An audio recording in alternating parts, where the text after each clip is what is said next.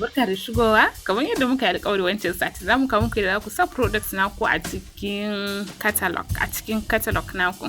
To ku biyo ni domin kallon wannan. Kun kalla anan gashi nan ya ce products da kuma catalog. Za ki danna manage catalog.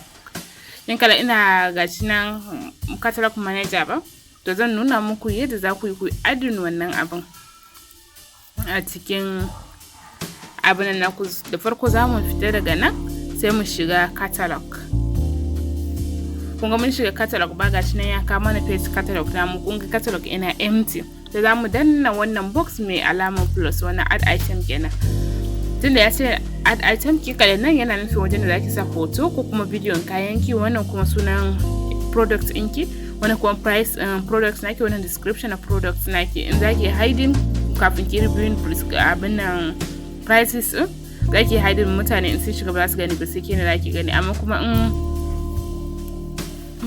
in kuma baki bukata zaki bar wajen haka. To da farko za mu fara da danna alamun image wannan, sai mu shiga gallery mu zaɓi products namu.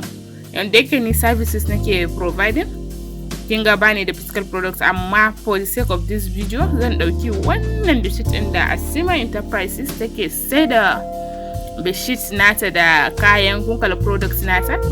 Kayayyaki bari mu zaɓa ko 2-3 nan. Inda tana sai da kinkala wannan coffee sugar scrub ne, hal da Nabil, Habib da dai sauransu. Duka gashi nan tana sai da kunkala ga product ga kuma bedsheet na kai color yayi kyau ko ya kuka gani.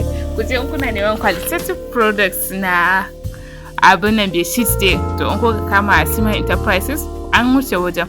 Yanzu to bari tunda hoton mu da bedsheet ya fara, sai mu saka bedsheet ko kuma mu sa bed linen.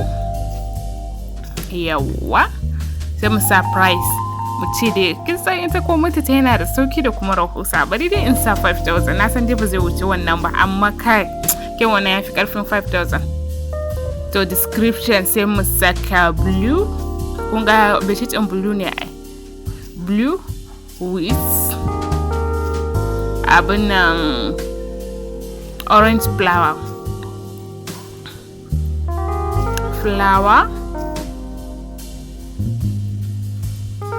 It contains abin nan 2 pillowcase, irin zaki sassaka abubuwan da akwai pictures ɗin da yake ɗauke. Kin ga bedsheet da yana zuwa da filolukan shi guda 2 da abin nan nashi yar saman shi da yar kasan shi da dan tom ne ko me ake faɗa ake saka da abin.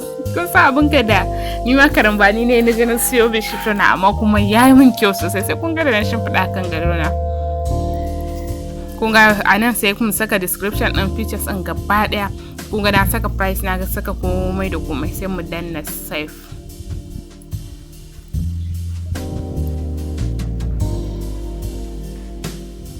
Yawwa, kun ga yana saving. Network namu is very slow. A haka dai bari mu haƙura saboda kukan dole na in haƙura in jira network wannan, kun san dai sai a hankali. Yawwa, kun ga yana loading har yanzu.